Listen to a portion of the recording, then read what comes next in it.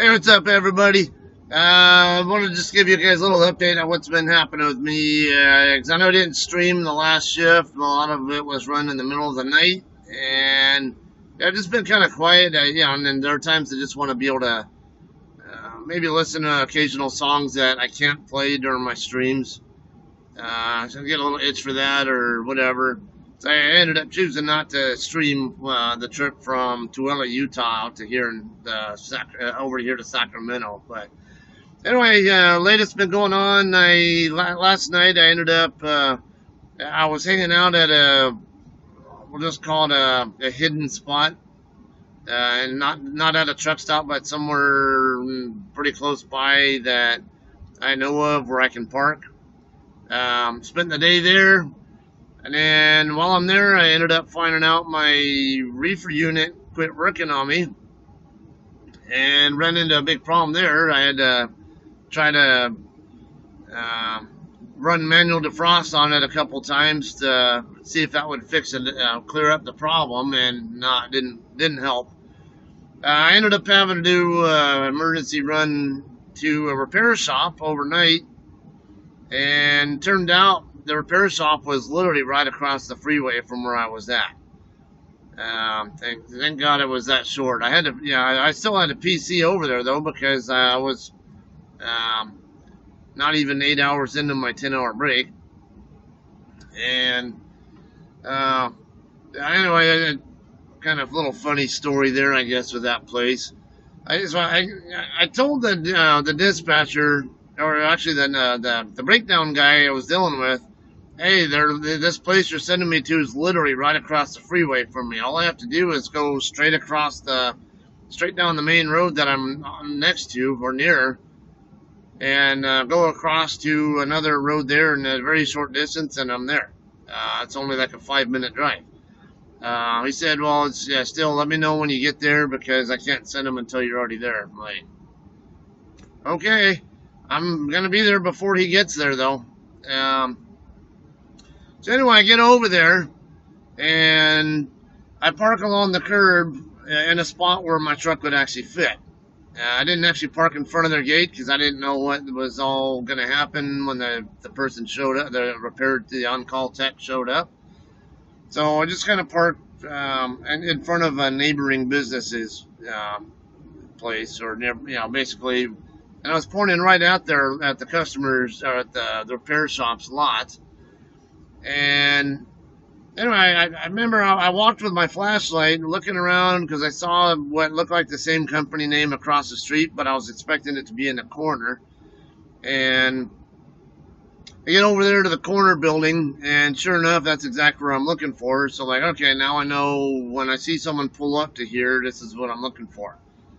Well, as it turns out, I'm walking back to my truck, and while I'm walking back to my truck, I see a couple other vehicles coming down the street toward the corner that, or toward me, whatever.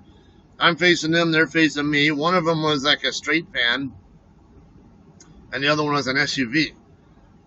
So, and I'm thinking nothing of it. I'm thinking maybe it's just another somebody with a reefer van, reefer straight van that needed emergency work done as well. So they go past me, but meanwhile, when they're going past me, I'm busy, I think, getting in. I was on the phone. Then I was also in the middle of trying to get in my truck, and then I had to get back. I had to get back out and check on my reefer unit. Meanwhile, these guys pass by me, and they pull right up to the driveway of the place I'm going to.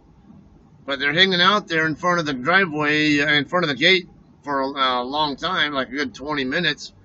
Just sitting there, seemed like they were chit-chatting, whatever, and like, okay, I don't know, maybe the guy's talking to the other guy first or something, and gonna deal with him first. I don't know. But then eventually the SUV driver opens up the gate, and then they drive into there, and then the straight van goes in. So I'm like, okay, well, one of these guys actually works here. And I mistook it, when I mistook him for, just like I said, somebody just wanting work done on their reefer unit as well. So I go up there to and ask them, hey, are you the on-call tech? And because there was a man and a woman in the SUV, they said, no, but the guy, the other guy is. Just go in there and talk to him, and that's the that'll that's who you can you can check in with. Okay, well, then meanwhile it's in the middle of the night, and I feel like I'm kind of weird, like walking right into someone's building in the middle of the night when they're not even open. And so I went back over to where the bay door was at, where that street van actually parked in front of their building, inside their lot. And the guy finally comes back out, and I saw he was in like some equipment tool, supply area, whatever. And I wasn't just gonna go barging my way wherever into his building, so I said I politely waited outside. And then the guy comes up, and he looked a little bit confused or something at first. And I go, "Hey, are you the on-call tech?" And then I was like, "Yeah." And I was like, "Did John Christner tell you about me coming?" Yeah, basically. Okay, yeah. And he goes, "Where are you at?" And I'm like, "I'm right in front of your building." And yeah, then I get back to my. He says, "All right, go ahead and come on in, back your trailer into a spot right next to another drop trailer, and then disconnect and get out of the way, and then we'll work on it." And so I do that. When I get back into my truck, I noticed I had a message on my Qualcomm saying that the repair tech was there waiting for me and that I wasn't there. And that they said when I do get there, come on in. I'm first in line. I'm like, really? I've been sitting here in my truck looking right at them the entire time. I thought they were a customer. They drove literally right past me when I was getting in my truck. And then when he didn't realize that my truck was there, right, how did you not notice my truck there when you drove right past it and me walking about ready to get into it? I wasn't going to mention that kind of stuff to him, though. I'm not going to sit there and be an asshole. And it's not good business. It's not a good way to represent the company I drive for, and not good way to represent myself either. So I was just as professional as I could, and just all right, wherever you need it, just really cool about it. Back in, and he was nice too. He like asked me if I needed to use the restroom at all, whatever. And then he took some time to diagnose it first, and then he knocks on my door. I was actually sleeping already, and woke me up and told me, okay, I found out the problem. It's I guess the compressor belt spun, and I guess he had to do some. I guess it was more than just changing the belt. There was more to it than that. He said it was going to be about a 3 or so hour repair, and then he'd have me fixed back up. And he was like really nice guy though. So I got to give him props on that. Very hospitable. So if I knew the name of them, I'd plug them. Actually. Why not? Look it up. Just if you guys if you work in the reefer industry and you need help, this is a place it's worth recommending. And it's called Coast Truck Center. It's on Duluth Street here in Sacramento or West Sacramento. Okay, so that's a little free plug for them. I appreciate the professionalism there and work getting that done. And thank God this place was literally right across the freeway and not miles away, like quite a few miles away, that I would have been more of a pain to get to.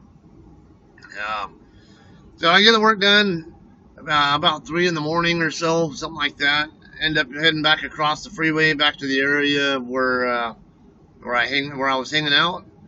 And then when I went to go make my delivery this morning, and you guys might have seen the YouTube video I already posted of what that docking looked like. I didn't show the actual docking because my dash cam right now the dual dash cam set that I usually use for backing videos is on its way. It might be at the repair shop now. As you guys might have known, I had a problem with the unit. Um, the display quit working, and then eventually it got to where the unit just wouldn't run, even when I had the external camera disconnected. And so I sent it back to the vendor. Hopefully be getting it repaired or replaced in the near future and have it back on my truck before much longer. But and with it being dark, my other dash cam right now, the one that I normally have facing me, I have facing out, but it's just a single view and can't really see too much, except for just what's in front of me. So I didn't get a good video of that, but I at least made a video of, hey, this is the end result. If you haven't seen it already, I just posted it earlier today. Check it out. I kind of enjoy doing backings like that. There are people who won't want anything to do with that kind of a docking, and for good reason. Some people are not good at backing, and even worse, to not be good at backing and not be good with your head and eye movement habits, or going, or always knowing what your situation is around you. It's one thing to not know how to back. It's another to not maintain a good awareness of your situation. You have both those things going bad for you, I guarantee you're going to have an accident. It's one thing to, like I say, if you don't know how to back very well, but you at least have really good situational awareness skills and use trucking 101 fundamentals, situational awareness, head on a swivel, and get out and look, goal. Use those fundamentals, pretty good chance, no matter how good or bad you are at backing, you probably will avoid having any problems. Even a place like this. This one was a little on the trickier side, but I wouldn't really say that bad. Well, and as you see, I wouldn't call it anything it was definitely not a perfect docking. I was a little sloppy getting in there, but it got the job done. As long as they were able to get the dock plate across onto my trailer floor, and could do what they needed to do, I didn't really give a crap. So yeah, I mean, it'll be kind of an interesting. It had a utility pole in the way, basically. So I couldn't have the truck parked straight. It would have been a more ideal 90-degree docking where I'm actually docked in with my truck at a 90-degree angle. I wasn't at a 90-degree. I was actually blocking the alleyway, but so what? There was another way out of that alley going the other way, so I said, screw it. I don't care. If someone needs to come in or out of this alley, they can go in from the other side. So anyway, yeah, I got the job done. It was it didn't take long at all. Don't even think I was there for an hour.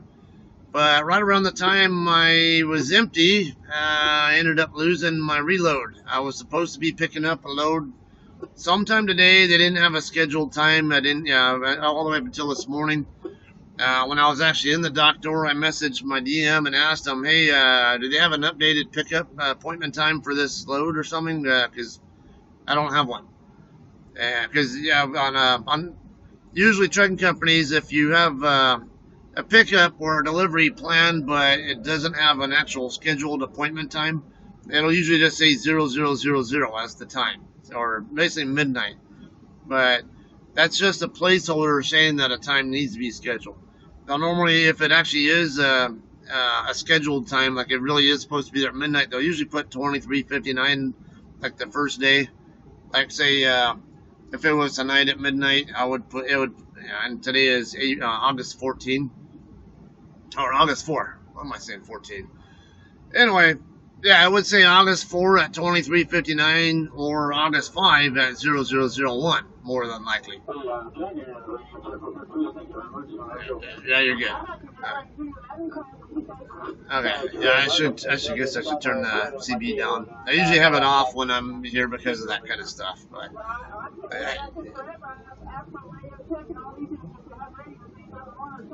No. Hang on. Yeah, you got a bunch of idiots out here. I'm a second generation driver. My grandpa drove 40 years ago. I decided to get my CDL. My best move I ever did. Actually, I gave you a radio check back and you didn't respond.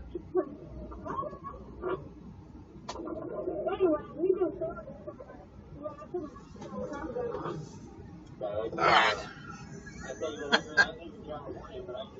This woman, I heard her call a radio check.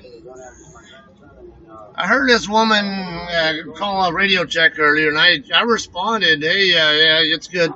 Never got a response back. So it told me she didn't hear me.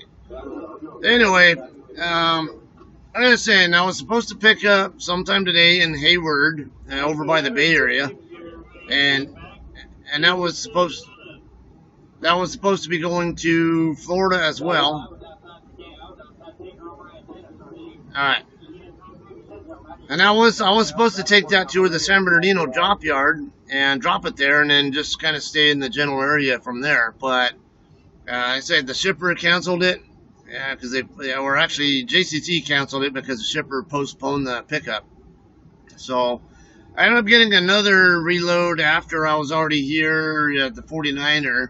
I came here to get my trailer washed out and just hang out, wait, get something to eat, and I ended up getting a reload, a pre-planned picking up here in Tracy, about 75, a little over 70 miles south of here, and that'll be going to Florida.